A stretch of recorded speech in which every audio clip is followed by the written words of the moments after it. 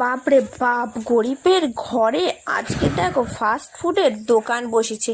বন্ধুরা, আজকে বাড়িতে একদম কর্তামশাই দোকান তুলে এনেছে।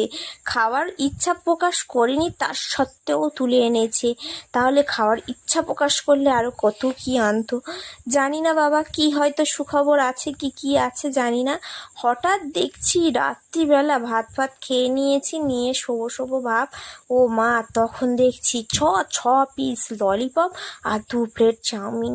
এসব খাবার যদিও যতই খাই না কেন আরও খেতে ইচ্ছে হয়, তাই ললিপপে একটু কামড় দিলাম। বাট ললিপপটা কিন্তু একদম মশলাদার নয়, মানে ভিতরটা নুন তেল ঝাল কিছুই নেই।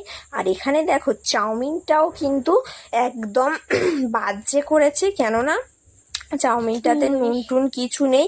যেহেতু অনেক রাত হয়ে গেছে, তাই হয়তো তাড়াতাড়ি করে